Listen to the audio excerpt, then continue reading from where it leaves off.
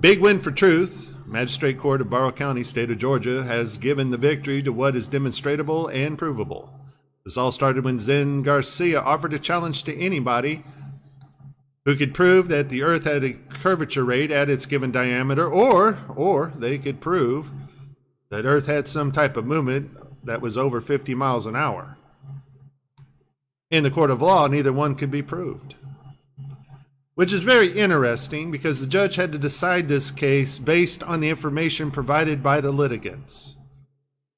And so we have to ask ourselves the question, since Flat Earth won, did the person backing the spinning ball Earth theory provide enough information for the judge to convince her to take their side? And the answer is no. We have to also ask ourselves if William Thomas was the right person to go into court that day and be a spokesperson on behalf of the spherical Earth. Because whatever happened in court, William Thompson did not impress the judge with the information he provided to collect his $15,000. So for me, this doesn't necessarily prove the shape of the Earth, and this doesn't prove to me that William Thompson had his act together. Maybe he wasn't the best person to go into court that day.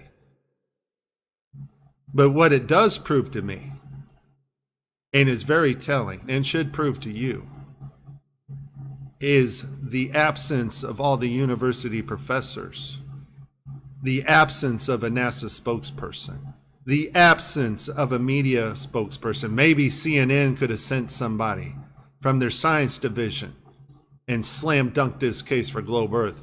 All those people are missing. That is the telling thing about this case. Because the judge based her decision on who was more believable and who had the most evidence. And Zen Garcia slam dunked this. Earth has no curvature. Earth is not moving. So what is the issue here? Well, the issue is not really about the case. The issue is that if we really live on a spinning ball Earth, it should have been easy to prove. A professor could have gone into court, wore his white lab coat, showed his degrees, and said, look, just believe me. I'm a professor, I know.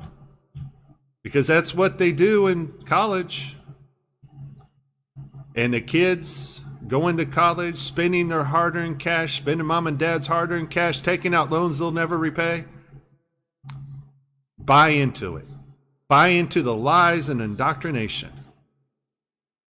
But you see here, folks, in court, that lab coat comes off, those degrees go away, and you have to actually do something that you don't have to do in college, and that is prove it.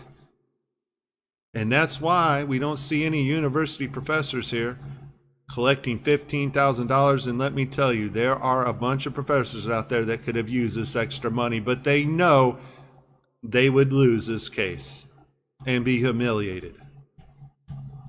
Because in the court of law, you need something called evidence. Very interesting on who did not show up to collect the money.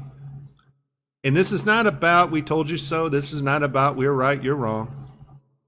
All we're asking you to do is consider who you believe. Do you believe the news media? Do you believe NASA? Do you believe what they told you in school? Because if you believed on them that you live on a spinning ball Earth, guess what? They're not here to prove it. They're not here to back it up for you because they can't. We're just asking you to humble yourself and look at the information we present to you. And we've done more than one test to prove that Earth has no curvature rate. Think about it. It's called faith-based indoctrinated religion.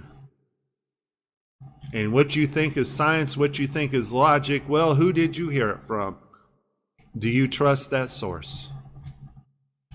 And I, for one, trust nothing coming out of the news media and none of the sciences our government propagates.